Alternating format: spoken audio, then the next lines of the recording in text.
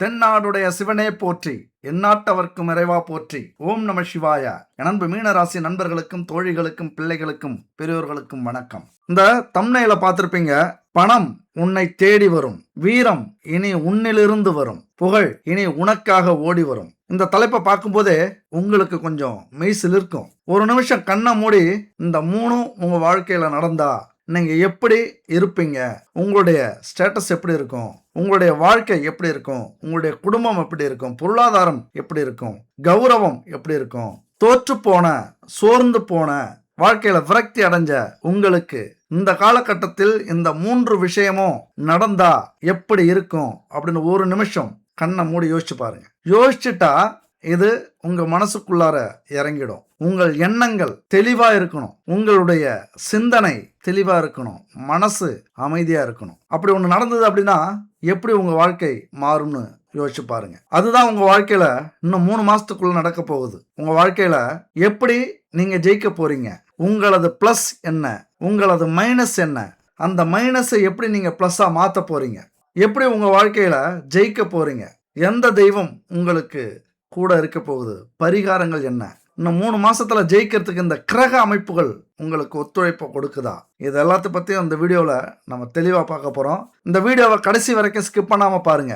அதுக்கு முன்னாடி குட் பேபின்னு ஒரு டீம் இருந்தது. அவங்க நிறைய பாரம்பரியமான கிராமத்துல கிடைக்கிற மூலிகைகள், தானியங்கள், ஹெர்பல் இதெல்லாம் வச்சு அற்புதமான பூஜை பொருட்கள், உணவுப் பொருட்கள், மசாலா, எண்ணெய் வகைகள், hair oil, weight loss powder, weight gain powder, sugar loss powder, இப்படி நம்ம வாழ்க்கைக்கு தேவையான அனைத்தையும் கெமிக்கல் இல்லாம, மிக முக்கியமா இந்த காலகட்டத்தில் எல்லா பொருட்கள்லையுமே கெமிக்கல் அதிகமாக கலந்துருப்பாங்க. ஆனா கெமிக்கலே இல்லாம பாரம்பரியமான ஹெர்பலையும் தானியங்களையும் வச்சு தயாரிக்கக்கூடிய அவ்வளவு பொருட்கள் இங்க இருக்கு.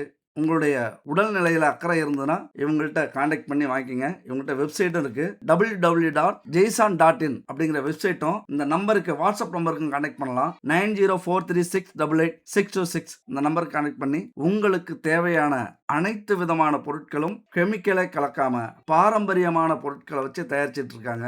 வாங்கி பயன்படுத்துங்க. சரி, மீனராசியை பொறுத்த வரைக்கும் இந்த காலகட்டம் கொஞ்சம் நல்லபடியா இருக்கீங்க, சந்தோஷமா இருக்கீங்க அப்படின்லாம் கண்டிப்பாக சொல்ல முடியாது. போராடிட்டு இருக்கீங்க அப்படின்னு வேணா சொல்லலாம். ஒரு திருப்திக்காக அதிகபட்சம் பேர் மிகப்பெரிய போராட்டத்தில் இருப்பீர்கள். ஏன்னா 7.5 சனி அப்படிங்கிறது கொஞ்சமாவது அவரவர்கள் சூழ்நிலைக்கு ஏற்றது மாதிரி காட்டும். அது என்ன சூழ்நிலைக்கு ஏற்றது மாதிரி அப்படின்னா, சிலருக்கு பண கஷ்டம் இருக்கும், சிலருக்கு நோய் பிரச்சனை இருக்கும், சிலருக்கு வேலை பிரச்சனை இருக்கும், சிலருக்கு தொழில் பிரச்சனை இருக்கும், சிலருக்கு குடும்ப பிரச்சனை இருக்கும், சிலருக்கு உறவுகள்கிட்ட பிரச்சனை இருக்கும், சொத்து பிரச்சனை இருக்கும். இப்படி பிரச்சனைகள் இல்லாத மனிதர்களே கிடையாது. ஆனா மீனராசியை பொறுத்த வரைக்கும் இந்த 7.5 சனி அப்படிங்கிறது ஜென்ம சனியாக இருக்கிறது. உங்களுடைய ராசியில சனி பகவான் வந்து அமர்ந்து ஜென்ம சனியை உருவாக்கி இருக்கிறார். அதனால என்னதான் நீங்க வசதி வாய்ப்புகளோட இருந்தாலும் ஒரு மனக்குறை இருக்கும். என்னதான் நல்ல வேலையில இருந்தாலும் சம்பளம் பத்தாம போயிடும், வேலையில குடைச்சல் இருக்கும், தொழில் நல்ல தொழிலா அமைஞ்சிருக்கும், ஆனா லாபத்தை பார்க்க முடியாத சூழ்நிலை ஏற்பட்டிருக்கும், உறவுகள்கிட்ட பிரச்சனை இருக்கும், சொத்து நிறைய சொத்து இருக்கும், ஆனா சொத்துக்குள்ளார கோர்ட்டு கேஸு வம்பு வழக்கு இப்படி இருக்கக்கூடிய வாய்ப்புகள் உண்டு. எல்லாமே கிடைச்சிருக்கும், வாழ்க்கையில நிம்மதி கிடைச்சிருக்கும், சந்தோஷம் கிடைச்சிருக்கும், பணம் கிடைச்சிருக்கும், செல்வம் கிடைச்சிருக்கும், சொத்து கிடைச்சிருக்கும். ஆனால் உங்களுக்கோ அல்லது உங்கள் குடும்பத்தினருக்கோ ஏதாவது ஒரு நோய், ஏதாவது ஒரு பிரச்சனை, உடல்நல பிரச்சனை வந்து ஒட்டுமொத்த நிம்மதியையும் இழக்க வச்சிருக்கும். இதனாலேயே என்ன நடக்கும், சண்டை சச்சரவுகள் இருக்கும், நிம்மதியாக வேலை செஞ்சுட்டு இருக்க முடியாது, நிம்மதியாக தொழில் செய்ய முடியாது, குடும்பத்தில் பிரச்சனை, கடன், ஏகப்பட்ட கடன் வாங்க வேண்டிய சூழ்நிலை. இப்பெல்லாம் பெரிய பெரிய கடனாக வாங்குவீங்க. கடன் இருக்கிறது எல்லாருக்குமே நார்மல் அப்படின்னாலும் நீங்கள் இப்போ பெரிய கடனாக வாங்கி இருப்பீங்க. வாங்க வேண்டிய சூழ்நிலை ஏதாவது ஒரு வகையில் இந்த காலம், இந்த பிரபஞ்சம், இந்த ஜோதிட அமைப்பு உங்களை கொண்டு போய் விட்டுருக்கும். வருத்தப்பட்டு என்ன பண்றது, கண் கலங்கி என்ன பண்றது, எத்தனையோ நாள் தூங்காம அழுதுருப்பீங்க. சில பேருக்கு இப்படி ஒரு சூழ்நிலை வந்ததை நமக்கு ஏதாவது ஆயிருக்கலாமே, நம்ம இல்லாம போயிருக்கலாமே, இப்படி ஒரு நிலைமை நமக்கு வரணுமா, எனக்கு வரணுமா, நம்ம குடும்பத்துக்கு வரணுமா, இப்படி ஏகப்பட்ட ஏதாவது ஒரு விஷயத்துல ஒரு பிரச்சனை ரொம்ப வலியோட இருக்கிறதுக்கான காலகட்டம். அதிலிருந்து மீண்டு வர்றதுக்கான போராட்டம் தான் இப்ப நண்பு மீனராசி நண்பர்களுடைய தோழிகளுடைய வாழ்க்கையில இருக்கும். பொதுவாகவே மீனராசி எதுல வந்து பலவீனமா இருப்பீங்க அப்படின்னு பார்த்தா மனசுல எதையுமே தீர்வா முடிவெடுக்கிறது இல்ல. எல்லாத்துலயுமே ஒரு குழப்பம் இருந்துகிட்டே இருக்கும். இத செய்யலாமா, இத செய்யலாமா, இப்படி செய்யலாமா, அப்படி செய்யலாமா அப்படிங்கிற அடிக்கடி உங்களுடைய முடிவ மாத்துவீங்க. இதனாலேயே பல பிரச்சனைகளை இதனாலேயே உங்களுக்கு பல பிரச்சனைகளும், பல விஷயங்கள்ல இழப்புகளும் ஏற்படும். அதிகமா நம்புவீங்க. ஆரம்பத்துல இப்ப ஏதாவது புதுசா குடும்பத்துக்கு ஏதாவது செய்யணும்னாலும், உறவுகளுக்கு ஏதாவது செய்யணும்னாலும், நண்பர்களுக்கு ஏதாவது உதவி செய்யணும் அப்படின்னாலும், கூட பிறந்தவங்களுக்கு உதவி செய்யணும்னாலும், ஆரம்பத்துல எதையும் யோசிக்காம செஞ்சுருவீங்க. நம்பி செஞ்சுருவீங்க. ஆனா, எல்லாமே ஒரு நடைமுறை சிக்கல்னு ஒண்ணு இருக்குல்ல. நம்ம என்னதான் விழுந்து விழுந்து கவனிச்சுக்கிட்டாலும், விழுந்து விழுந்து பார்த்துக்கிட்டாலும், அல்லது உதவி செஞ்சாலும், அவர்களுடைய சூழ்நிலையும் சில நேரத்துல உங்கள கண்டுக்க முடியாத சூழ்நிலை கூட ஆயிரும். அப்ப என்ன நெனைப்பீங்க? எவ்வளவோ செஞ்சோம். உதவி செய்யறதுக்கு ஆள் இல்ல. இவ்வளவு கஷ்டப்படுறோம். கொடுத்து உதவுறதுக்கு ஆள் இல்ல. இவ்வளவு வேதனையில இருக்கோம். ஆறுதல் சொல்றதுக்கு ஆள் இல்ல. இவ்வளவு அவமானத்துல உழண்டுகிட்டு இருக்கோம். நமக்கு துணையா, தூணா நிக்கிறதுக்கு ஆள் இல்லையே! அப்படிங்கிற ஏக்கம் மீனராசியை பொறுத்த வரைக்கும் எப்பொழுதுமே ஏதாவது ஒரு ஏக்கம், ஏதாவது ஒரு கவலை, ஏதாவது ஒரு குழப்பம் இருந்துகிட்டே இருக்கிறதுக்கான வாய்ப்புகள் ரொம்ப ரொம்ப அதிகம். எதையுமே டக்குன்னு முடிவெடுக்க மாட்டீங்க. பல விஷயங்கள், பெரிய பெரிய விஷயத்தெல்லாம் தள்ளி போடுவீங்க. ஆம்பிஷன் அப்படிங்கிற ஒரு விஷயம். வாழ்க்கையில இதை செய்யணும், இதை அடையணும், இந்த முன்னேற்ற பாதையில அடியெடுத்து வைக்கணும், அதாவது ஒரு தொழில் செய்யணும், ஒரு வேலை செய்யணும், ஒரு ப்ராஜெக்ட் செய்யணும், அல்லது இப்படி ஏதாவது முக்கியமான விஷயங்கள் என்ன செய்வீங்க, தள்ளி தள்ளி போடுவீங்க. அடுத்து செஞ்சுக்கலாம், அடுத்து செஞ்சுக்கலாம், காலம் வரட்டும், நேரம் வரட்டும், பணம் வரட்டும், சூழ்நிலை வரட்டும், எப்ப சூழ்நிலை அமையுதோ அப்ப செஞ்சுக்கலாம் அப்படின்னு தள்ளி தள்ளி போடுறதுனால, தள்ளி போட்டதுக்கு அப்புறம் நீங்க என்ன முடிக்கணும்னு நினைச்சீங்களோ அது ஒரு பெரிய சாதாரணமாவே இருக்காது. ஒரு பெரிய விஷயமாவே இருக்காது. மாறிடுவீங்க. டக்குன்னு அந்த திட்டத்திலிருந்து, அந்த எண்ணத்திலிருந்து உடனே மாற்றம் வந்துரும். தள்ளி போடுறதுனாலேயே இழந்துருவீங்க. உடனுக்குடன் செய்யும்போது அதனால பலன் நல்லதோ, கெட்டதோ கிடைச்சிரும். ஆனா தள்ளி போடுறதுனால சுத்தமா உங்கள விட்டு அந்த குறிக்கோள் விலகிடும். மறந்துருவீங்க. அடுத்தத நோக்கி போயிட்டே இருப்பீங்க. அது மட்டும் இல்ல, நிறைய செஞ்சுட்டு செஞ்சுட்டு வருத்தப்படுவீங்க. உங்களால பொறுக்க முடியாது. எதையுமே ஓப்பனா பேசக்கூடியவர்கள். குறிப்பா சொல்லிக் காட்டக்கூடியவர்கள். தான் செய்ற நல்லதையும், கெட்டதையும் சொல்லிக் காட்ட அடிக்கடி வாய்ப்புகள் உங்களுக்கு உண்டு. என்னதான் இருந்தாலும், நான் இத செஞ்சேன், நீ செய்யல. அவங்க 1000மே செஞ்சிருந்தாலும் சரி. இப்ப இதுல ப்ளஸும் உண்டு, மைனஸும் உண்டு. ஒருத்தவங்களுக்கு நல்லது செஞ்சுட்டோம், அவங்க துரோகம் பண்றாங்க, சொல்லி காட்டும்போது பிரச்சனை இருக்காது. ஆனா அதையே நாம நல்லது செஞ்சு மறுபடியும் ஒருத்தவங்க நல்லது செஞ்சுட்டாங்க அப்படின்னா, அங்கேயும் இத சொல்லி காட்டுறது ஒரு பெரிய பலவீனம். அப்ப என்ன ஆகும் அப்படின்னா, உங்கள் மீது இருந்த நம்பிக்கை, உங்கள் மீது இருந்த அன்பு, பாசம், மரியாதை, கௌரவம் இதெல்லாமே விலகிடும். அப்ப கஷ்டமான காலத்துல உங்கள கவனிக்கிறதுக்கு கூட ஆள் இல்லாம கஷ்டப்பட வேண்டிய சூழ்நிலை உங்களுக்கு அமையும். அதோட எப்பொழுதுமே ஒரு பிடிவாதம். என் அன்பு மீனராசி நண்பர்களுக்கு ஒரு பிடிவாதம் உண்டு. உலகமே வேற சொன்னாலும் நீங்க முடிவு பண்ணிட்டீங்கன்னா அதுதான். நீங்க என்ன முடிவு பண்றீங்களோ அதுதான். அதை மாத்திக்கவே மாட்டீங்க. உங்க மனசை மாத்திக்கலாம், அவங்க சொல்றது ரைட்டு அப்படின்னு சொன்னாலும் உங்களுடைய வாய் அந்த போட்டி போட்டுக்கிட்டு தான் இருக்கும். அந்த எதிர்த்து இப்படிதான், இதுதான், அதை மாற்றிக்க முடியாது, கரெக்டு தான், நான் சொல்கிறதான் கரெக்டு அப்படிங்கிற ஒரு பிடிவாதம் உங்கள்கிட்ட ரொம்ப ரொம்ப அதிகம். அதே போல் எதையுமே ஒரு செயல், ஒரு வாங்கிறது அல்லது செலவு பண்ணுறத சாதாரணமாக செலவு பண்ண மாட்டீங்க. இருக்கிறதுலே உயர்வான வேலை, உயர்வான பொருள், உயர்வான செலவு, இப்படி பெஸ்ட்டுன்னு பார்த்து நிறைய விஷயத்தில் தேவையானதும் பெஸ்ட்டாக எடுப்பீங்க, தேவையில்லாததும் பெஸ்ட்டாக எடுப்பீங்க. அந்த எண்ணங்கள் உங்களுக்கு 500 பொருளை 500 அப்படின்னு விற்றா நீங்கள் வாங்க மாட்டீங்க, 5000ன்னு விற்றா வாங்குவீங்க. அதுதான் வசதி, அதுதான் குவாலிட்டி அப்படி நினச்சிட்டு வாங்கிடுவீங்க. உங்களை பற்றி தெரிஞ்சவங்க ஈஸியாக உங்களை ஏமாற்றலாம். இருக்கிற விலையை விட அதிகமாக சொன்னால் அதை வாங்கிடுவீங்க. உங்களுக்கு பிடிச்சது எதுவாக இருந்தாலும் சரி. இது ஒரு பெரிய பொருளாதாரத்தில் அடி வாங்குற விஷயம். இதெல்லாம் ஒரு விஷயமா அப்படின்னு கேட்கலாம். இப்படி தான் பெரிய பெரிய வீட்டுக்கு ஒரு ஆடம்பர பொருள் வாங்கினாலும், ஏன் கார் வாங்கினாலும், அல்லது சொத்து வாங்கினாலும், வீடு கட்டினாலும் உங்களுக்கு விலை உயர்ந்த பொருளாக, செலவாக செய்யறதுக்கான அதிக வாய்ப்புகள் உண்டு. அப்படிதான் நீங்க செய்வீங்க. நிறைய கற்பனை உண்டு. கற்பனை உலகத்தில் வாழக்கூடியவர்கள். ஆனால் கற்பனை உலகத்தில் வாழ்ந்தா அதை செயல்படுத்தணும்ல. ஆனால் சோர்வு வந்துடும். அதை அவ்வளோ சீக்கிரம் செய்ய மாட்டீங்க. இப்படி பல நெகட்டிவ், பல பலவீனங்கள் மீனராசி நண்பர்களுக்கும் தோழிகளுக்கும் உண்டு. அதனால தான் வாழ்க்கையில் நிறைய விஷயங்களை இழப்பீங்க, நிறைய விஷயங்களுக்கு வருத்தப்படுவீங்க. ஆனாலும் ஒரே விஷயம் என்னன்னா, அதுதான் பெரிய ப்ளஸ் உங்களுக்கு. என்னைக்குமே தோத்துற மாட்டேன், இப்படியே தோத்து விழுந்துட மாட்டேன் அப்படின்னு அடுத்த அடி எடுத்து வைப்பீங்க. அதுதான் உங்களுடைய பெரிய பலம். சின்ன தோல்வியாக இருந்தாலும் துவண்டு போயிடக்கூடிய என் மீனராசி நண்பர்களும் தோழிகளும் அப்படியே சோர்வடைந்து போகாம, அப்படியே விழுந்து கிடக்காம, அடுத்தது என்ன செய்யலாம் அப்படின்னு சாதாரணமா எழும்ப மாட்டீங்க. வீறு கொண்டு எழக்கூடியவர்கள். அப்ப இந்த காலகட்டத்தில உங்களுக்கு என்ன நடக்க போகுது? எப்படி இருக்க போகுது? இந்த 3 மாசம் பணம், வீரம், புகழ் எப்படி வரப்போகுது? நாங்க இருக்கிறது ஜென்ம சனியில இருக்கோம். வாழ்வா சாவாங்கிற போராட்டத்தில இருக்கோம். நீ வேற வந்து உளறிக்கிட்டு இருக்க அப்படின்னு கூட சொல்லலாம். பட் ஆனா இங்க என்ன மாற்றம் நடந்திருக்கு? மிகப்பெரிய மாற்றம் நடந்திருக்கு. ஒரு சாதாரண மாற்றம் இல்ல. அதிரடி மாற்றம். பெரிய யோகம் உங்களுக்கு. இத்தனை வருஷம் நீங்க எத வேணாலும் பார்த்துருக்கலாம். என்ன வேணாலும் செஞ்சிருக்கலாம். நினைச்சது நடக்காம போயிருந்திருக்கலாம். இந்த ஜோதிடத்தையே வெறுத்திருக்கலாம். ஆனால் இந்த காலகட்டத்தில் நீங்க நம்பி தான் ஆகணும். உங்க வாழ்க்கையில பல விஷயங்கள்ல போராட்டத்தை சந்திச்சுக்கிட்டு இருக்கீங்க. அந்த போராட்டத்துக்கான பலன் கிடைக்குமா அப்படிங்கிறது தானே முக்கியம். இந்த நிலை மாறுமா அப்படிங்கிறது தானே முக்கியம். இதிலிருந்து மீள்வோமா அப்படிங்கிறது தானே முக்கியம். ஏன்னா எது முயற்சி பண்ணாலும் அது நடக்கிறதில்ல. மிக முக்கியமாக என்ன முயற்சி பண்ணாலும் நடக்காது. அது தோல்வியிலேயே முடியும். இழுத்துக்கிட்டே இருக்கும். பெரிய போராட்டமாக இருக்கும். விட்டுட்டு வந்துடுவீங்க. குடும்பத்தில் போதாக்குறைக்கு பொருளாதாரத்தில், வேலையில், தொழிலில் இப்படி வெளியில் பிரச்சனை இருந்தாலும் குடும்பம் ஒரு பக்கமாக பெரிய சிக்கலாக மாட்டியிருக்கும். எங்கே போனாலும் நிம்மதி இல்லை அப்படின்னு சொல்லுவாங்கள்ல. வேலையிலையும் நிம்மதி இல்லை, வேலையும் போகுது, தொழிலையும் நஷ்டம். அதை பார்த்துட்டு வீட்டுக்கு வந்தால் வீட்டில் பெரும் அக்கப்போர். என்ன கவனிக்கல, எனக்கு செய்யலை, இவ்வளவு கடை இருக்குது, இவ்வளவு பிரச்சனை இருக்குது, என் அப்பா வீட்டில் அந்த பிரச்சனை, அம்மா வீட்டில் இந்த பிரச்சனை, ஒரு புருஷனாக இருந்தால் எனக்கு அவ்வளவு கடன், அவ்வளவு பிரச்சனை அப்படின்ட்டு குடும்பத்தில் அங்கே விட்டுட்டு வீட்டுக்கு வந்தால் வீட்டுக்குள்ளார ஏகப்பட்ட பிரச்சனை. குடும்பத்துக்குள்ளார கணவன் மனைவி. கண்டிப்பாக அந்த காலகட்டத்தில் துரோகம் உங்களுக்கு நடக்கும். எதுலங்க துரோகம் நடக்கும்? மிக முக்கியமாக நட்பில். எந்த நண்பர்களாக இருந்தாலும் கண்டிப்பாக அவங்க சூழ்நிலைக்கு துரோகம் பண்ணுவாங்க. எவ்வளோ பெரிய நண்பனாக இருந்தாலும் என்ன செய்யணும்? நம்பாதீங்க. இப்போ இது வரைக்கும் நம்பி ஒருவேளை மோசம் போகலை அப்படின்னா இதுக்கு மேலே நம்பாதீங்க. ஏன்னா இது ஜெயிக்க வேண்டிய காலகட்டம். எல்லாமே உங்களுக்கு கிடைக்க வேண்டிய காலகட்டம். அதனால் நின்றுவிடக்கூடாது. நட்பில் பெரிய துரோகம் இருக்குது, பிரச்சனை இருக்குது. கூட்டு தொழிலில் துரோகம் இருக்குது. பிச்சுக்கிட்டு போவாங்க. யார்கிட்டாவது சேர்ந்து வேலை செய்கிறீங்க, தொழில் செய்கிறீங்க அப்படின்னா பிச்சுக்கிட்டு போயிடுவாங்க. காரணம் சொல்லுவாங்க. அவங்க வெளியில் போகிறதுக்கு காரணம் சொல்லுவாங்க. நம்மளை குத்த சொல்லுவாங்க. ஏதாவது தொழிலில் காரணத்தை சொல்லி கிளம்புறதுக்கு வேலையை பார்ப்பாங்க.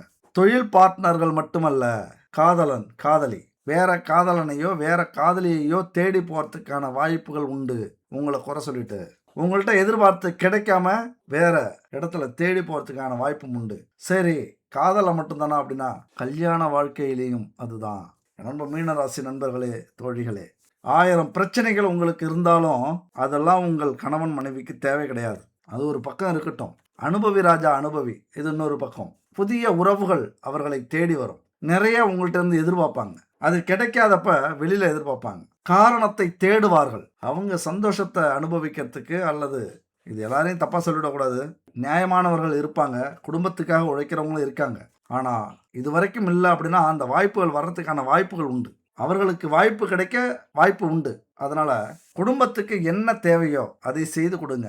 உணர்ச்சி வசப்பட்டு கோவப்படாதீங்க, ஆத்திரப்படாதீங்க. அதிக கருணையை இந்த காலகட்டத்தில் நிறுத்தணும். நல்லதோ கெட்டதோ லேட்டாக செஞ்சுக்கலாம். பிறருக்காக உங்களை மறந்துடுறதை நிறுத்துங்க. உழைச்சது போதும், உழைச்சி கொடுத்தது போதும், பாசம் காட்டினது போதும், மதித்தது போதும், நம்பினது போதும். பிறருக்காக உங்களை உழைக்கிறதையும் நம்புறதையும் இந்த நேரத்தில் நீங்கள் கைவிடணும். உணர்ச்சியில் எந்த ஒரு முடிவையும் எடுக்காதீங்க. எவ்வளவு கோபத்தில் இருந்தாலும், அவசரத்தில் இருந்தாலும், நிம்மதி இல்லாமல் இருந்தாலும் அமைதியாக இருக்கும்போது ஒரு விஷயத்தை முடிவெடுங்க. வேலையை விட்டு வெளியில் போகணுமா, இந்த வேலைக்கு போகணுமா, இந்த தொழிலில் இந்த முதலீடு போடணுமா, இந்த வாடிக்கையாளரை விளக்கணுமா, இந்த உறவை விளக்கணுமா, இந்த துறையை தேர்ந்தெடுக்கணுமா, அல்லது கோர்ட்டுக்கு போகலாமா, கேஸு போடலாமா, இந்த சொத்துக்காக, இப்படி முக்கியமான முடிவுகளை எடுக்கும்போது குழப்பம் இல்லாத நேரத்தில் எடுத்தீங்க அப்படின்னா அது உங்களுக்கே ஜெயமாகும். நிறைய விஷயங்கள் உங்களுக்கு அதில் பிடிபடும். குழப்பத்தோடு எடுத்தீங்க அப்படின்னா டக்குன்னு அவசரத்தில் ஏதோ ஒரு முடிவு எடுத்து தோத்துருவீங்க. இந்த காலகட்டத்தில் தெளிவான முடிவை எடுக்க வேண்டிய காலகட்டம். உணர்ச்சிகளை கட்டுப்படுத்துங்க. பணத்தை அள்ளி வீசி செலவு பண்ணுவீங்க. ஆனால் எப்போ வருத்தப்படுவீங்கன்னா குடும்பம்னு வரும்போது வருத்தப்படுவீங்க. இப்போ வருத்தப்படக்கூடிய ஒரு காலகட்டம். எவ்வளவு பணம் செலவு பண்ணேன், எவ்வளவு பணத்தை கொட்டினேன், எவ்வளவு பணத்தை உதவியாக கொடுத்தேன், கிடைக்கலையே, நமக்குன்னு உதவிலையே, இந்த நேரத்தில் அது இல்லாமல் போயிடுச்சே, தேவையில்லாத செலவு பண்ணிட்டோமே. நினைக்காத நாள் இல்லை, நினைச்சு வருந்தாத நாள் இல்லை. அந்த மாதிரிலாம் நிறையா நினச்சிருப்பீங்க. சில நேரத்தில் உங்கள் மனநிலை ஆன்மீகத்தை தேடும், சில நேரத்தில் ஆன்மீகத்தை வெறுக்கும். உண்டா இல்லையா? திடீர்னு மாலை போட்டுருவீங்க, சாமி கும்பிட்டுட்டு பக்தியாக வருவீங்க. திடீர்னு சாமியே இல்லைன்னு வாதாடுவீங்க யார்ட்டையாவது. அப்படிப்பட்ட என் நண்பர்களுடைய வாழ்க்கையில், மீனராசி சொந்தங்களுடைய வாழ்க்கையில் ஒரு அற்புதமான அழகான ஒளி வீச போகுது. உங்கள் வாழ்க்கையை ஜென்ம சனியாக இருந்தாலும் ரசித்து வாழ போகிறீங்க. ஒரு தெளிவு கிடைச்சிரும். 5ஆம் வீட்டிலிருந்து குரு பகவான் அள்ளி கொடுக்க போகிறார். உங்களுடைய அதிபதி உச்சம் பெற்று உங்களை சாதிக்க வைக்கப் போகிறார். நிறைய விஷயத்தில் யோகத்தை கொடுக்கிறார். இந்த 3 மாதத்துக்குள்ளார உங்கள் வாழ்க்கையை மாறப்போகுது. முழுசாக நீங்கள் நம்பலாம். 9ஆம் வீட்டை பார்க்கிறார். பாக்கியஸ்தானத்தை பார்க்குறாரு. கொடுத்து வைத்தவர்கள் அப்படின்னு ஏதாவது ஒரு இடத்துல கண்டிப்பாக உணர போகிறீங்க. நீங்கள் என்னென்னா, நீங்கள் ஆசைப்பட்டு முயற்சி பண்ணுற ஏதாவது ஒரு பெரிய விஷயம் உங்களுக்கு கிடைச்சி நான் கொடுத்து வைத்தவர்கள்னு நினைப்பீங்க. இல்லைன்னா சொத்து, அப்பா சொத்து, தாத்தா சொத்து, இந்த மாதிரி சொத்துக்கள் உங்களுக்கு தானாக வந்து சேரும். இந்த காலகட்டத்தில் அடித்தடியான அதிரடியான லாபம் வேலை செஞ்சு உழைச்சி 20 மணி நேரம் கஷ்டப்பட்டிருப்பீங்க. அதற்கான கூலியை இது வரைக்கும் பார்க்காம நொந்து நூடுல்ஸ் ஆகியிருப்பீங்க. அதற்கான பதில் எல்லாமே இப்போ கிடைக்க போகுது. அவ்வளோ ஒரு லாபம், வேலையெல்லாம் பதவி உயர்வு, ஏதாவது ஒரு வகையில் உங்களுக்கு பணம் கொட்டுறதுக்கான வாய்ப்புகள் உண்டு. தொழில் சிறப்பாக இருக்கும். ஏன்னா உச்சம் பெற்று பார்க்கிறார். மிகப்பெரிய லாபம் வந்து இருக்கிற பிரச்சனைகள், கடன் அடைக்க போகிறீங்க. உண்மையாக இப்போ கடன்பட்டார் நெஞ்சம் போல் கலங்கி நான் இலங்கை வேந்தனுங்கிற மாதிரி கலங்கி போயிருக்கீங்க அந்த கடனால். இப்போ அந்த கடனை அடைச்சி உங்களை துரத்தி அடித்த கடன்காரர்களுக்கு பதிலடி கொடுக்க போகிறீங்க. அவங்கள்ட்ட அந்த கடனை சரியாக திருப்பி கொடுத்து நல்ல பேர் வாங்க போகிறீங்க. அப்படிப்பட்ட ஒரு அற்புதமான காலகட்டம். உங்களையே நீங்கள் மாற்றிக்கக்கூடிய ஒரு காலகட்டம். கடனை அடைச்சி கௌரவத்தை காப்பாற்ற போகிறீங்க. இப்படிலாம் கடனை அடைக்கலாம். இதை கொஞ்சம் கேளுங்க. நிறைய பிரச்சனை வந்திருக்கும். தொழிலில் நஷ்டமாயிருக்கும். குடும்பத்தில் யாருக்காவது நோய் வந்திருக்கும். ஏதாவது விபத்து நடந்திருக்கும். ஏதாவது தொழிலில் அதிக முதலீடு போட்டு அல்லது வேலையில் லஞ்சம் கொடுக்குறேன் அப்படின்ட்டு லஞ்சத்தை கொடுத்து வெளிநாட்டுக்கு பணத்தை கட்டி இப்படி பணத்தால் ஏமாந்துருப்பீங்க. அதை கடன் வாங்கி சரி பண்ணுறதுக்கு முயற்சி பண்ணியிருப்பீங்க. இல்லைன்னா கடன் வாங்கியே ஏமாந்துருப்பீங்க. இப்படி கடன் உங்களுக்கு பெரிய பிரச்சனையாக வந்திருக்கும். ஏன்னா செவ்வாய் இருக்கிறதுனால தைரியமாக நீங்கள் எந்த செலவாக இருந்தாலும் செஞ்சுருப்பீங்க. தைரியமாக முதலீடு போட்டிருப்பீங்க. ஏன்னா உங்களுக்கு ஒரு அசட்டு தைரியம் உண்டு. பார்த்துக்கலாம், அவ்வளோதான். எவ்வளவு பெரிய பிரச்சனையாகவே இருந்தாலும் அசால்ட்டாக சொல்லுவீங்க பார்த்துக்கலான்னு. ஆனால் இந்த பார்த்துக்கலாம் அப்படிங்கிற வார்த்தை இருக்குல்ல, சிந்திச்சு செயல்பட்டீங்கன்னா ஈஸியாக ஜெயிச்சிருவீங்க. அவசரப்பட்டீங்கன்னா எவ்வளவு முயற்சி பண்ணாலும் எவ்வளவு காலங்கள் ஆனாலும் ஜெயிக்க முடியாது. அதனால் இந்த கடனை கட்டுப்படுத்துறதுக்கு நீங்கள் முயற்சி எடுத்தே ஆகணும். இங்கே நல்லா கவனமாக இதுக்கு மேலே இதை தான் நான் அந்த கடன் விஷயமாக பண்ண போகிறேன் அப்படின்னு நீங்கள் முடிவெடுக்கணும். என்னென்னா, தேவையான கடன் வாங்குவேன், தேவையில்லாத கடன் இனிமேல் வாங்கவே மாட்டேன், முடிஞ்ச வரைக்கும் கடன் வாங்காமல் கடனை அடைக்கிறதுக்கான முயற்சியை செய்வேன், தேவையற்ற செலவுகளை குறைப்பேன் அப்படின்னு நீங்கள் இந்த கடன் விஷயத்தில் சிறந்த முடிவு எடுக்கணும். அதே போல் இந்த முடிவையும் எடுக்கணும். நீங்கள் ஒரு காகிதத்தில் எழுதுங்க. இது என்ன சின்ன பிள்ளைத்தனமாக இருக்குது, காகிதம் பேனா எழுத்து அப்படின்னு சொல்கிறீங்களன்னா நினச்சிங்கன்னா ரொம்ப கஷ்டம். எத்தனை ஆயிரம் கோடியவோ இந்த மாதிரி ஒரு பேப்பரில் எழுதி அதன்படி நடந்துக்கிட்டு பல பேர் கடனை அடைச்சி இன்றைக்கி கோடீஸ்வரராக மாறியிருக்காங்க. வாழ்க்கையில் மிகப்பெரிய மாற்றத்தை இந்த எழுத்தும் பேப்பரும் மாற்றியிருக்கு. அதனால் ஒரு பேப்பரில் எழுதுங்க. யாரிடம் கடன் வாங்கினோம், எவ்வளவு தொகை வாங்கினோம், மாத வட்டி எவ்வளவு, முதல்ல எந்த கடனை அடைக்கணும், எந்த கடன் நமக்கு பெரிய டார்ச்சராக இருக்குது, இப்படி பட்டியல் போட்டிங்க அப்படின்னா உங்களுக்கு ஒரு தெளிவு கிடைச்சிரும் கடனில். மிக முக்கியமாக அந்த தப்பு மட்டும் செய்யாதீங்க. கடன்காரங்கள்ட்ட கடன்காரங்களை நேராக பார்த்து பேசுறதுக்கு முயற்சி பண்ணுங்க. பெரிய தப்பு பண்ணுறோம் இந்த கடன் விஷயத்தில். ஏன்னா நம்மளை நம்பி பணம் கொடுத்துருக்காங்க. ஏதோ ஒரு வகையில் நம்மளை நம்பிட்டாங்க. அவங்க உழைச்ச பணமோ உழைக்காத பணமோ எப்படியோ அந்த பணத்தை நம்மள்கிட்ட கொடுத்து உதவி பண்ணுறதுக்காக கொடுத்தவங்க. அவங்க ஒரு ஃபோன் எடுத்தாங்கன்னா நம்ம ஃபோன் எடுக்கிறதில்ல. பொய் காரணம் சொல்கிறது, எங்கேயாவது ஓடி மறையிறது அல்லது ஊரை விட்டு ஓடுறது, பார்க்கும்போதெல்லாம் மறைஞ்சு ஒதுங்கிறது. நீங்கள் மறையிறதும் அவங்களுக்கு தெரியும். ஃபோனை ஏன் எடுக்க மாட்டேங்கிறீங்க அப்படிங்கிறதும் தெரியும். ஏதாவது காரணம் சொன்னால் பொய் காரணம் சொல்கிறீங்க அப்படின்னு தெரியும். ஆனால் அதையும் மீறி பொறுமையாக இருப்பாங்க. ஏன்னா எடுத்தோம் கவிழ்த்தோன்னு பேசிடக்கூடாது அப்படின்னு முடிஞ்ச வரைக்கும் நிறைய கடன்காரங்களை பார்த்துருக்கோம். பொறுமையாக இருந்திருக்காங்க. இப்படிலாம் பண்ணிங்கன்னா இன்னும் உங்கள் நிலைமை மோசமாக தான் மாறும். அதுக்கு பதிலாக நேராக பேசலாம் அவங்கள்ட்ட. இப்போ என்னால் முழு தொகையும் கொடுக்க முடியல, ஆனால் மாதம் கொடுக்கறதுக்கு முயற்சி பண்ணுறேன், கொஞ்சம் வாங்கிக்கிங்க. இல்லை 3 மாதத்துக்கு ஒரு டைம், இல்லைனா 6 மாதத்துக்கு ஒரு டைம் கொடுக்குறேன். இப்போ கொஞ்சம் விட்டு பிடிங்க. இது வரைக்கும் அலட்சியமாக இருந்துட்டேன், இப்போ ஒரு முடிவு எடுத்திருக்கேன். எப்படி இது நம்பிக்கை கொடுக்கும். இந்த வார்த்தை யார்கிட்டயாவது சொல்லி பாருங்கள், இது நம்பிக்கை கொடுக்கும். ஏன்னா இது வரைக்கும் கடன் வரலையே அப்படின்னு அவங்க தப்பாக நினச்சிருந்தாலும் இந்த வார்த்தை அவங்களுக்கு தைரியத்தை கொடுக்கும். இது வரைக்கும் நான் அலட்சியமாக இருந்துட்டேன், வேலை செட் ஆகலை, தொழில் நஷ்டமாயிடுச்சு, ஆனால் இப்போ ஒரு சரியான முடிவு எடுத்திருக்கேன், ஒரு சரியான எனக்கு பொருத்தமான வேலைக்கு போக போகிறேன், துறையை தேர்ந்தெடுத்திருக்கேன், இன்னும் 3 மாசத்துலயோ 6 மாசத்துலயோ சரியாயிடும். கண்டிப்பா உங்க பணத்தை நான் ஏமாத்த மாட்டேன், கொடுத்துருவேன். இதுவரைக்கும் பொறுத்தது மாதிரி கொஞ்சம் பொறுத்துக்குங்க. கொஞ்சம் கால அவகாசம் கொடுங்க. அப்படி மட்டும் கேட்டு பாருங்களேன். உங்கள உண்மையா நம்புவாங்க. நீங்க நேர்மையா சொல்ற பதில உண்மையா நம்புவாங்க. அப்படியே உங்களுக்கு உங்க அதிர்ஷ்டத்துல அந்த வாய்ப்பை கொடுத்துட்டாங்க அப்படின்னா, அடுத்த விஷயத்த நீங்க என்ன தெரியுமா செய்யணும்? முதல்ல சின்ன தொகைய, சின்ன கடனை அடைக்கிறதுக்கு முயற்சி பண்ணுங்க. உதாரணத்துக்கு 10,000 இல்லைன்னா 25,000 இல்லைன்னா 50,000 இல்லைன்னா 2,00,000 இந்த வரிசையில் உங்களுக்கு கடன் இருக்குன்னு வச்சுங்களேன். முதல்ல 10,000 கடனை அடைங்க. அடுத்தது 25,000 கடனை அடைங்க. இப்படி ஒரு கடனை அடைச்சிட்டு இன்னொரு கடனுக்கு போறீங்க அப்படின்னா கொஞ்சம் மன அழுத்தம் குறையும். இந்த 2,00,000த்துல நீங்க கடனை கொடுக்குறீங்க அப்படின்னா இந்த 4 கடனுடைய மன அழுத்தமும் உங்களுக்கு இருந்துகிட்டே இருக்கும். 4 பேரும் உங்களை ஃபோக்கஸ் பண்ணிக்கிட்டே இருப்பாங்க. இப்போ சின்ன கடன் அடைக்கிறீங்கன்னா ஒருத்தர் அவரை பற்றி கவலைப்பட வேண்டியதில்லை. அவர் மைனஸ் ஆகிடுவார். அவருடைய எண்ணம் நம்மளை தப்பாக நினைக்காது. இரண்டாவது கம்மியான அமௌண்ட் இருக்கா, அதை முடியுங்க. இப்படி உங்களுக்கு ஈஸியாக இருக்கும். ஒருத்தவங்களா சின்ன சின்ன அமௌண்ட்டாக முடிச்சுட்டு வரும்போது பெரிய அமௌண்ட்டாக இருந்தால் கூட சரி இதையும் முடிக்கலாங்கிற நம்பிக்கை வந்துடும் உங்களுக்கு. அந்த நம்பிக்கையை உங்களை ஈஸியாக வழி நடத்தும். ஈஸியாக கடனை அடைச்சிருவீங்க, மன அழுத்தம் குறையும்.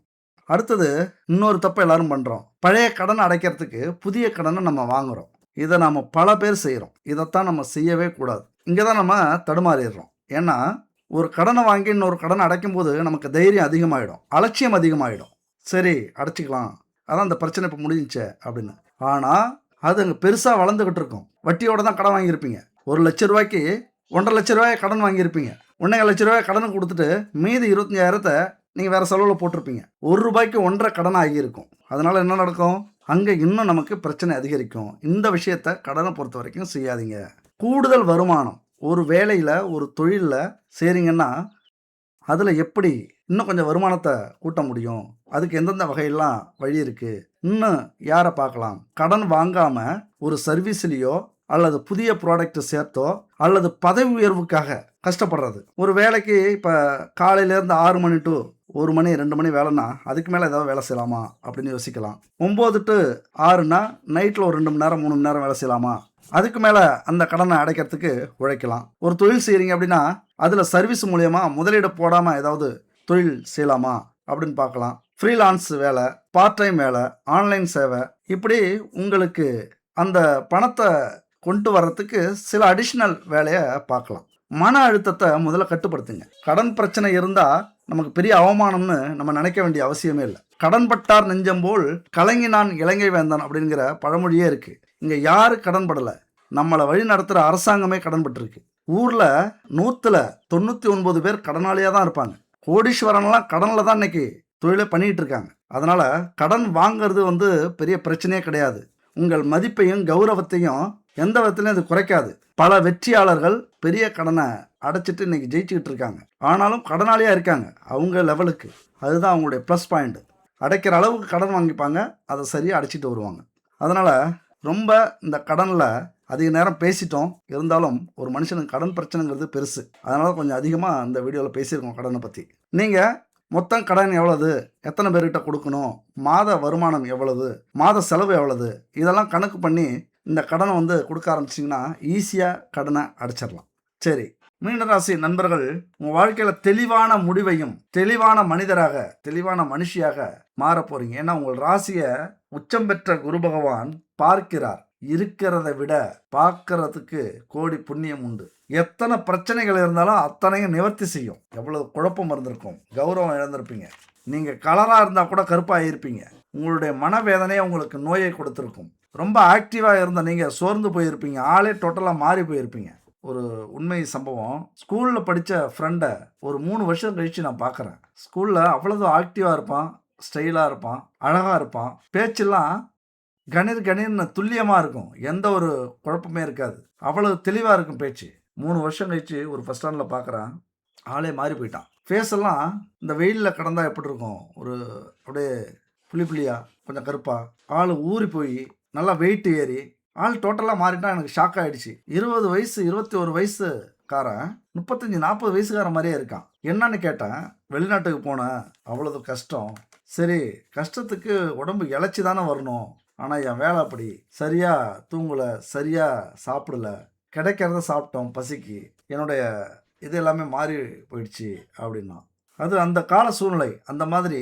இப்போ உங்களுடைய உருவமே, பேச்சே மாறி இருக்கும். நீங்க தானா அப்படின்னு ஒரு 3 வருஷம் 4 வருஷம் கழிச்சு உங்கள பார்த்தாங்க அப்படின்னா அப்படிதான் கேட்பாங்க. ஏன்னா ஏதோ ஒரு வாழ்க்கையில எதுலயாவது சிக்கிப்பீங்க. அப்படி நெறைய பேர் சிக்கியிருக்காங்க. நீங்க வேணா கேட்டு பாருங்க. மீனராசிய கேட்டு பாருங்க. நெறைய பேர் இந்த காலகட்டத்தில ஏதாவது ஒரு பிரச்சனையில சிக்கி தவித்துக் கொண்டிருப்பீர்கள். ஒண்ணு மட்டும் உங்களுக்கு சொல்ல வேண்டியதில்ல.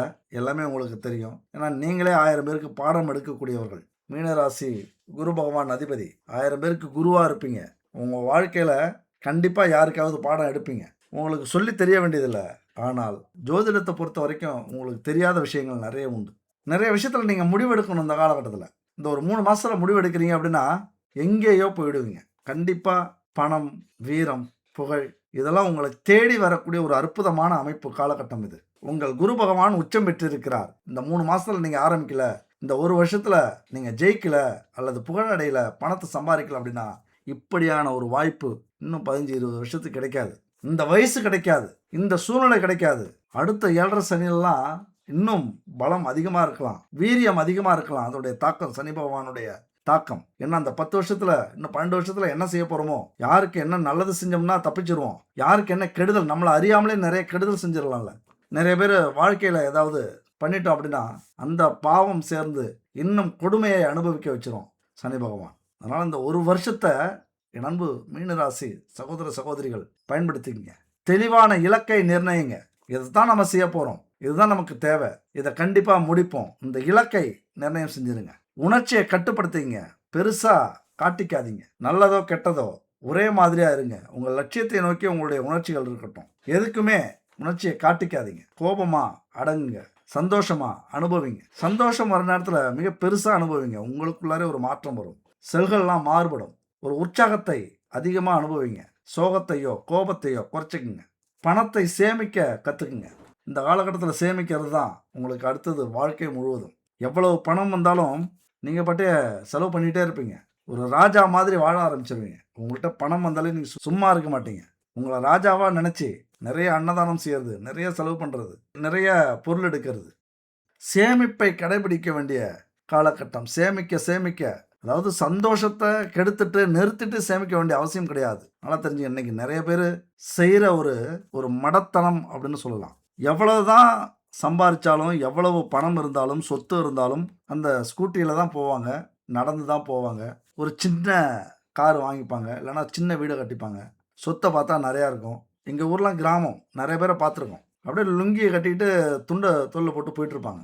பார்த்தா அவங்களுக்கு ஏகப்பட்ட சொத்து இருக்கும். இப்படி எளிமையா வாழக்கூடியவர்கள் அவங்க மட்டும் இல்ல, அவங்க பிள்ளைங்களையும் அந்த மாரி ஆக்கிடுவாங்க. அப்ப பிறந்து என்ன புண்ணியம்? எதுக்காக பிறக்கிறோம்? எதுக்காக வாழ்றோம்? அதாவது பாரம்பரியத்தையும் விட்டுறக்கூடாது. அட்வான்ஸான ஹேப்பியும் விட்டுறக்கூடாது. அனுபவிச்சிரணும்.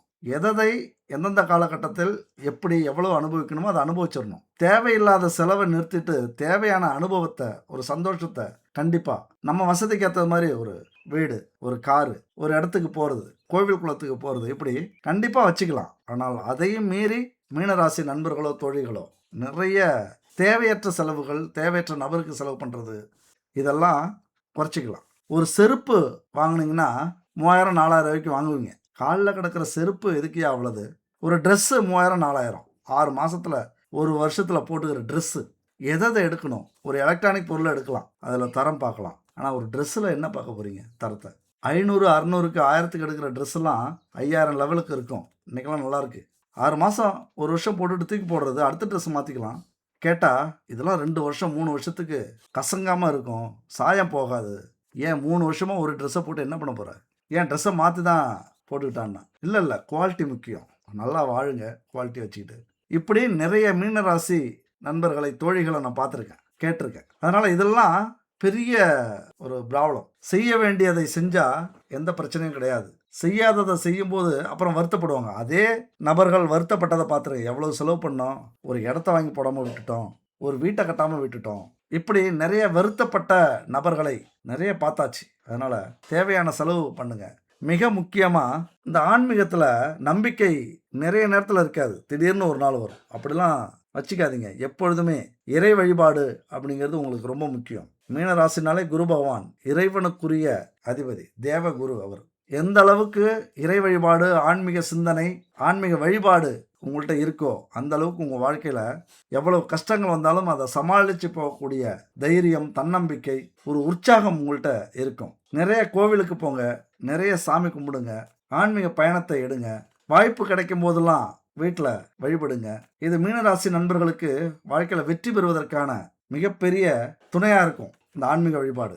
இத்தனை தோல்விக்கு அப்புறம், இவ்வளவு கஷ்டத்துக்கு அப்புறம் நான்லாம் ஜெயிப்பேனா அப்படிங்கிற ஒரு சிந்தனை கூட உங்களுக்கு வர வேண்டாம். ஒரு சிறந்த உதாரணம் ஒன்று இருக்குது. ஒரு இளைஞன், அவனுக்கு பெரிய கனவு இருந்தது. தொழிலதிபராக வரணும், பெரிய பிஸ்னஸ்மேனாக வரணும் அப்படிங்கிற ஆசை. ஆனால் அவன் குடும்பத்தில் ரொம்ப ஏழ்மை. ஒரு நாள் தன்னுடைய சேர்த்த பணத்தை எல்லாத்தையும் எடுத்து போட்டு அங்கே இருக்கிற நிலத்தை கொஞ்சம் விற்றுட்டு ஒரு தொழில் ஆரம்பிக்கிறான். ஆரம்பத்தில் கொஞ்சம் நல்லா தான் போச்சு. ஆனால் சில மாதங்கள் போக போக பெரிய நஷ்டம் வந்துருச்சு. கிராம மக்கள்லாம் சொல்கிறாங்க, உன்னால் இது முடியுமா? இது உனக்கு தேவையா? வேலைக்கு போய் வாழ்க்கையை ஓட்டு, எதுக்கு அடுத்தவங்கள பார்த்து பணக்காரராக ஆகணும்னு ஆசைப்படுற அப்படின்னு ஏகப்பட்ட கேலி கிண்டல்கள்.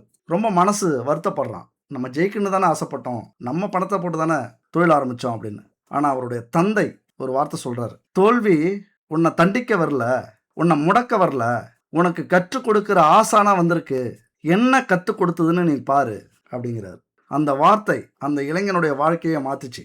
மீண்டும் எழுதுறான், தவறுகளை எழுதுறான், ஒவ்வொன்றா சரி செய்ய ஆரம்பிக்கிறான், புதிய திறமைகளை வளர்த்துக்கிறான், நிறைய புத்தகங்கள் படிக்கிறான், நிறைய மனிதர்களுடைய வாழ்க்கையை படிக்கிறான், வெற்றி பெற்றவங்களுடைய கதையை கேட்குறான், மீண்டும் அந்த தொழில் ஆரம்பிக்கிறான். முதல் ஆண்டு கொஞ்சம் லாபம், 2ஆம் ஆண்டு நல்ல வளர்ச்சி, 3ஆம் ஆண்டு அவன் நிறுவனத்தில் நிறைய பேரை வேலை செய்கிறாங்க.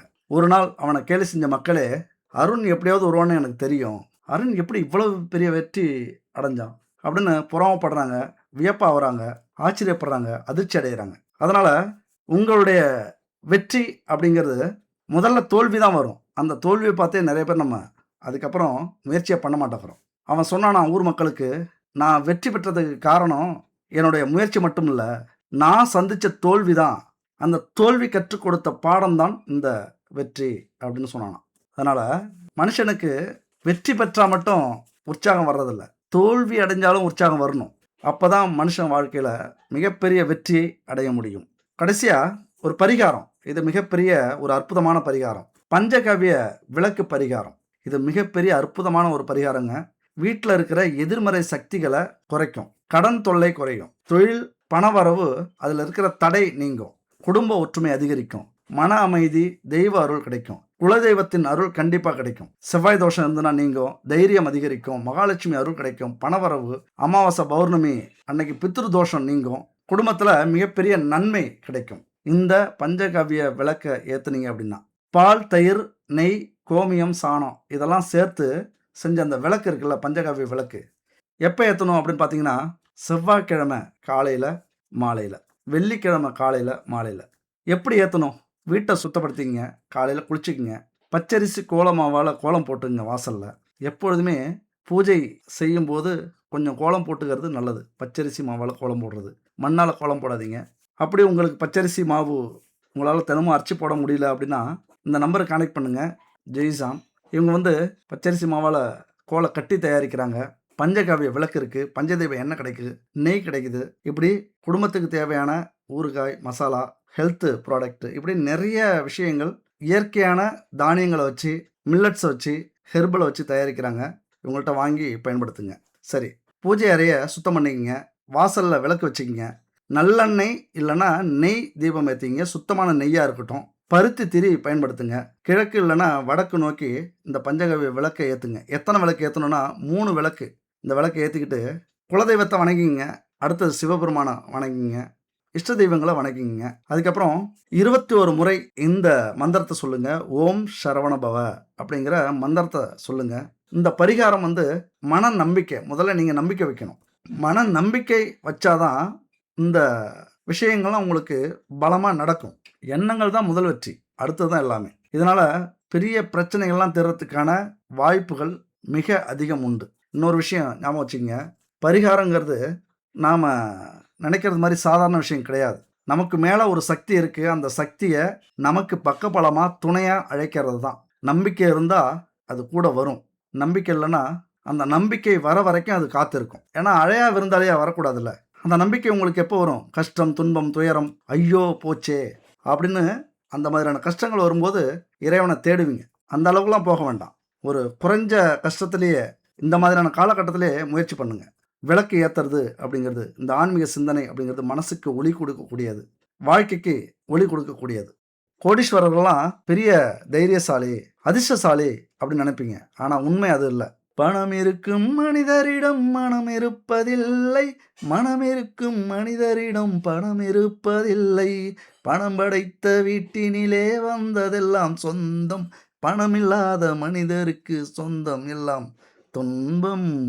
புத்தியுள்ள மனிதரெல்லாம் வெற்றி காண்பதில்லை. வெற்றி பெற்ற மனிதரெல்லாம் புத்திசாலி இல்லை. புத்திசாலி இல்லை. மீனராசிக்கு வெற்றி ரகசியம் கேள்விப்பட்டிருக்கீங்களா? உங்களுடைய உள்ளுணர்வை நம்புங்க. மனம் போன போக்கில் போகாதீங்க. பணத்தை பாதுகாப்பா வச்சுக்கிறதுக்கு முயற்சி பண்ணுங்க. கற்பனைய தொழிலா மாத்துங்க. மிகப்பெரிய சம்பார்த்தனை வரும். வெறும் கற்பனை உதவாது. அந்த கற்பனையை தொழிலா மாத்திட்டீங்க அப்படின்னா நிறைய சம்பாதிக்கக்கூடிய வாய்ப்புகள் உண்டு. மீனராசி நண்பர்கள் ஆன்மீக சக்தியையும் உள்ளுணர்வையும் சரியா பயன்படுத்தினீங்க அப்படின்னா மிகப்பெரிய தொழிலதிபர்களாக, கலைஞர்களாக, சொல்லிக் கொடுக்கிற வாத்தியார், ஆசிரியர்கள், செல்வந்தரர்களாக உங்களால் வர முடியும். உங்களது உள்ளுணர்வு தான் உங்களது பெரிய வழிகாட்டி. அதை நம்பி நடங்க. அடுத்த ஒரு அற்புதமான வீடியோவில் சந்திப்போம். நன்றி, வணக்கம்.